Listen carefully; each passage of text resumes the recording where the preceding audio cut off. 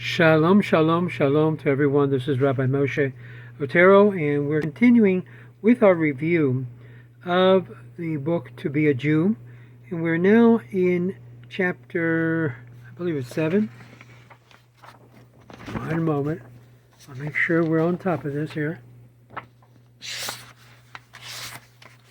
We're on the chapter 7. That's right. Shouldn't doubt myself. Not good. We already saw the importance of children honoring their parents, and parents also respecting and not provoking their children. And that we saw that in the previous video that I hope you had a chance to take a look at, because it says in Proverbs 22 verse 6, train a child according to his way. Doesn't mean the parent's way, but to his way, which means every child has a different derek, as it were, and we're to try to encourage them and give them strength with Torah in that way. You also are not to place a stumbling block before the blind. If anything, don't apply such a rigorous situation with your children, well, they'll get frustrated and throw the towel in, even in Judaism. So make sure that any issues of falling or stumbling is also applied in the ethical, moral, and religious failings, which one is forbidden to cause or provoke in others as well, which means parents need to be examples. The religious education and training of our sons and daughters on every level is crucial to the perpetuation of the Jewish heritage and world Jewry, and it must be given always top priority in our budget of Jewish communities everywhere. So take a second to place only to the efforts directed towards saving the lives in imminent danger. Now we're going to take a look at the two partners that basically brings life, which is the husband and wife.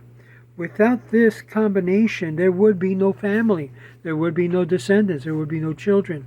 And so we're going to take a look at, in this video, the relationship of husband and wife. And every time I touch this, I always feel on a level uncomfortable, simply because, I'm still working on my relationship. The relationship between husband and his wife is one that you have to work very hard in, and there are always obstacles that we need to overcome.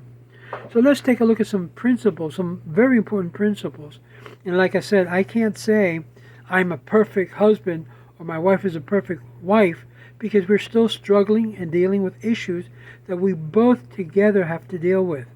And this is the importance of the concept of Shalom Bayit, which literally means peace at home, where harmony and goodwill between husband and wife will reign and must be an overriding value and concern and aim of every couple.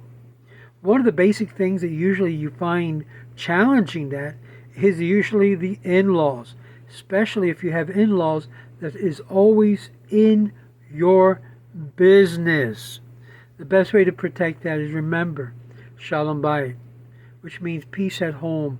Sometimes the husband needs to bend over to accommodate for the wish of the wife, and vice versa, the wife for the wish of the husband.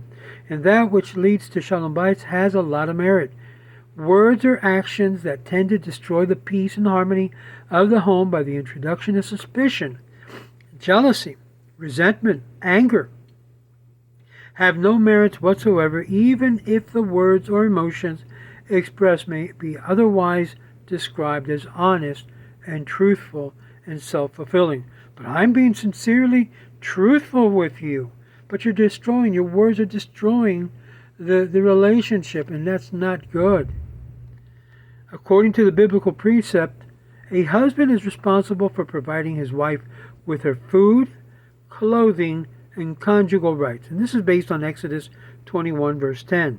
Now, some people will extend this idea of clothing to shelter, because it's what's on her back, clothing, not necessarily shelter. But nevertheless, many rabbis have expanded the meaning of clothing to include shelter. This precept teaches us that the husband's responsibility is to satisfy the physical needs of the wife. And believe me, sometimes it's a challenge.